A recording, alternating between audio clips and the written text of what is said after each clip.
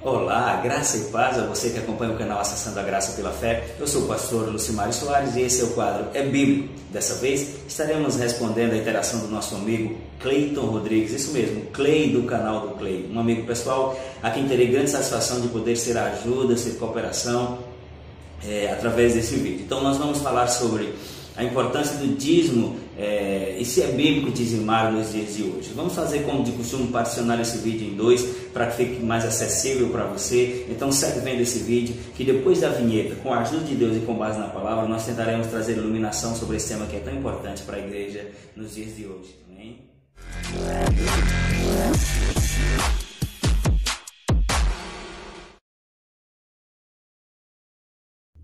Eu particularmente entendo que existem duas razões distintas pelas quais as pessoas têm tanta resistência a esse assunto, a esse tema, que é dízimos dentro da igreja nos dias de hoje. Primeiro é porque dízimo lida diretamente com a função de finanças e existe muita avareza no coração do homem, muitas vezes escondido, e quando se fala desse tema, o que está escondido vem à tona, e nós sabemos de forma muito clara que em casos nem escondido isso está explícito, está revelado. O homem tem uma tendência a ser avarento. Quando se trata de contribuição, de finanças, as pessoas não lidam muito bem com isso. Essa é uma das razões pelas quais as pessoas fazem preferência de não acreditar nisso. A outra razão é exatamente porque dentro do contexto religioso parece não poder coexistir os temas dinheiro e espiritualidade. Parece ser duas coisas que não andam, que não podem andar juntas, ainda mais quando se tem, por exemplo, o que se faz por parte de alguns segmentos, de alguns líderes, mau uso dessa verdade histórica de pessoas de boa fé. Então isso endossa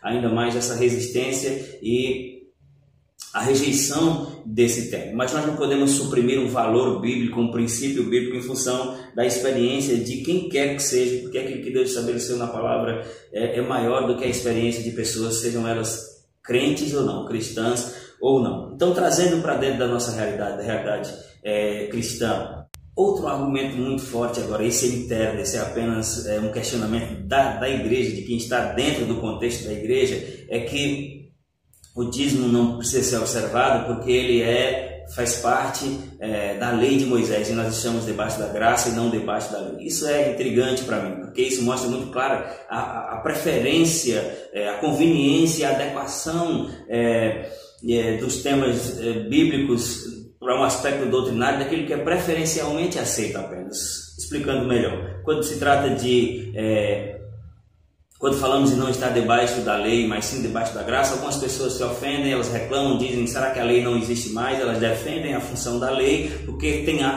áreas que elas acham interessante que sejam praticadas, legalismos relativo ao que a lei deixou. Mas quando se trata de dízimo, as pessoas agora querem enfatizar o fator de estar debaixo da graça e que o dízimo é algo da lei. O que deixa muito claro que as diferenças doutrinárias, elas são, na verdade, o que eu falei agora há pouco, muitas vezes a adequação daquilo que lhe é preferencialmente aceito. Então eu pego o texto bíblico e adequo para aquilo que eu já antes decidi que ia aceitar. Então, como esse canal não tem a finalidade de apoiar ou combater a opinião de quem quer que seja, nós faremos aquilo que sempre tentamos fazer, trazer uma base bíblica e não uma opinião, não um parecer doutrinário nem denominacional, mas trazer uma base bíblica para trazer iluminação sobre o tema.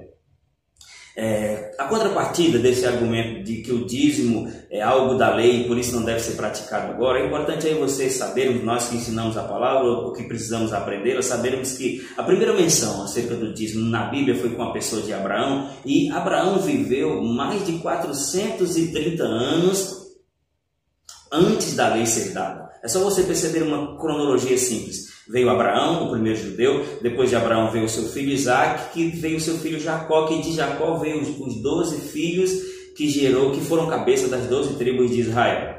Um deles era José. José não teve nome entre seus irmãos em relação às tribos, porque quem teve nome foi seus filhos, Efraim e Manassés. Mas José era filho de Jacó e foi vendido como escravo aos ismaelitas, que depois foi parar como funcionário de Potifar, um alto oficial de Faraó. E quem lê a Bíblia sabe que a partir daí houve uma grande fome no Egito, houve uma grande fome no mundo, e que foi exatamente em função disso que José foi levantado como governador, porque ele interpretou um sonho de Faraó que revelava que haveriam 7 anos de fartura e 7 anos de fome, e em função disso José revelou o sonho, o que aconteceria, e estabeleceu-se, assim como José falou, uma grande fome no mundo daquela época, o que fez com que as pessoas descessem de suas nações para o Egito para comprar alimento. E nisso também a nação de Israel desceu, a princípio 70 pessoas, que era da família de Jacó, e daí se desenvolveu o cativeiro de Israel ao Egito, que durou 430 anos. Depois Deus libertou Israel por meio de Moisés, e só depois disso foi que veio a lei, mostrando que a lei veio muito depois do evento que a Bíblia cita como a primeira manifestação, o primeiro relato bíblico onde alguém deu o dízimo. E eu quero ler com você Gênesis capítulo 14, versículo 17, para que isso fique ainda mais claro. Diz assim: voltando a Abraão da vitória sobre Quedorlaomer e sobre os reis que a ele se haviam aliado, o rei de Sodoma foi ao seu encontro no vale de Savé, isto é, vale do rei. Versículo 18 diz: então Melquisedeque, rei de Salém e sacerdote do Deus Altíssimo, trouxe pão e vinho. Versículo 19: e abençoou Abraão, dizendo: bendito seja Abraão pelo Deus Altíssimo, Criador dos céus e da terra, e bendito seja o Deus Altíssimo, que entregou seus inimigos em suas mãos, e Abraão lhe deu o dízimo de tudo. A ênfase aqui é: Abraão deu o dízimo de tudo a Melquisedeque, 430 anos antes da lei. Aqui também, além de mostrar a primeira menção do dízimo, da entrega do dízimo, mostra também, acho que nada mais preciso, nada mais adequado, nada mais oportuno, de que na primeira menção da Bíblia sobre dízimo, mostrar não só a entrega do dízimo, mas a finalidade, ou a razão pela qual isso se faz. O que a Bíblia mostra, a Bíblia mostra Abraão vindo de uma batalha.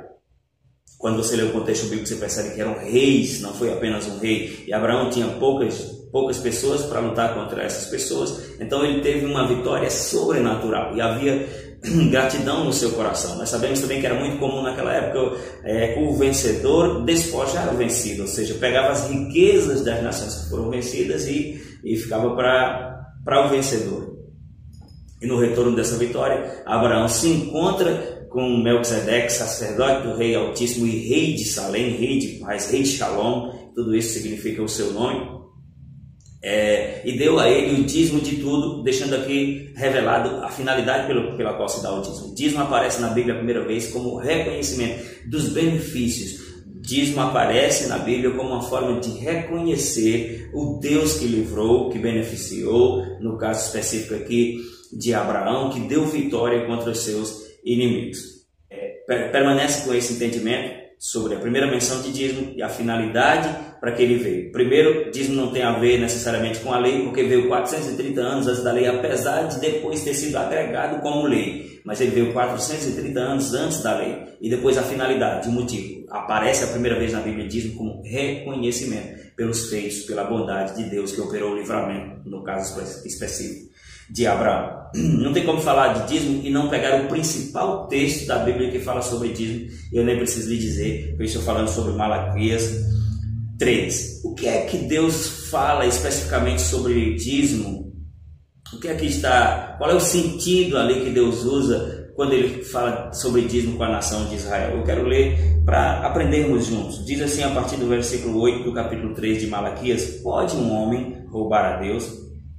Contudo, vocês estão me roubando e perguntam: como é que te roubamos?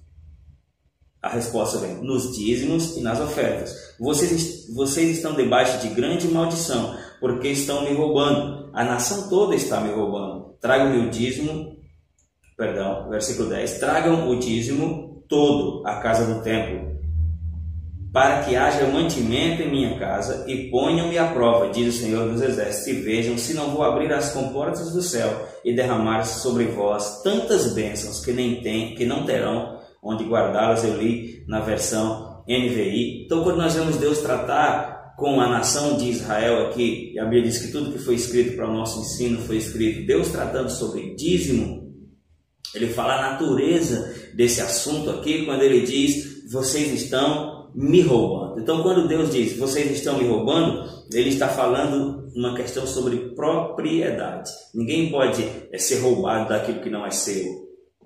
Se eu digo, vocês estão me roubando, eu estou dizendo, alguém está pegando o que é meu. E quando eles questionam como alguém pode roubar a Deus, e a resposta é muito simples, você pode, eu e você podemos roubar a Deus quando retemos de devolver aquilo que é dele. E aqui não fui eu que falei, nem a minha igreja, é a própria Bíblia dizendo, estão me roubando nos dízimos e nas ofertas. E antes que alguém diga de novo, mas isso tem a ver com a lei, você viu que o dízimo entrou como reconhecimento. Eu quero de propósito chamar a sua atenção para que vejamos que aqui no texto de Malaquias 3, onde Deus trata sobre dízimo, em nenhum momento ele aborda o aspecto legislativo da questão do dízimo. Ele não diz vocês estão debaixo de maldição porque estão descumprindo uma lei. Ele diz vocês estão debaixo de maldição porque vocês estão retendo algo que é meu, vocês estão me roubando. E eles perguntam como alguém pode roubar a Deus? Ele diz quando você pega algo que é meu, nos dízimos e nas ofertas. E aqui deixa claro um princípio de que tudo é de Deus, tudo pertence a Deus, não apenas o que nós somos, não apenas o que nós temos e conseguimos, mas também o que nós somos. Nós somos de Deus, nós pertencemos a Deus.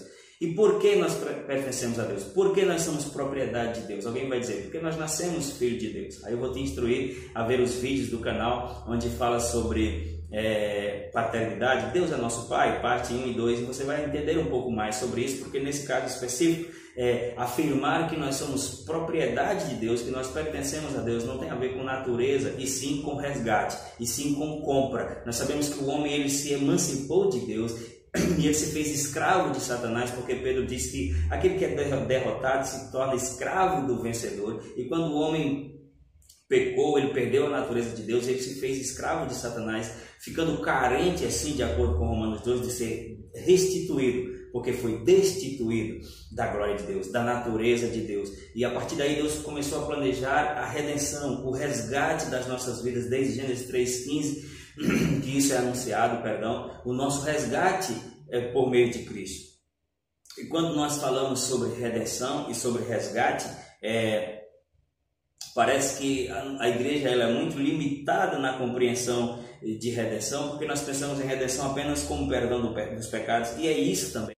Mas a palavra redenção ela tem um significado muito mais amplo, e ela significa de forma literal readquirir uma propriedade. Então, resgatar, redimir, quer dizer readquirir uma propriedade. Entendemos pouco sobre isso porque é algo que não está tão presente na nossa realidade ocidental, mas a lei de Moisés ela mostra de forma muito clara que haviam leis relativas ao resgate, relativas à redenção, porque era muito comum naquele tempo as pessoas se tornarem escravas em função das coisas erradas que faziam, de um empréstimo que faziam e não conseguiam pagar, e por outras razões elas se tornavam escravos daquele credor.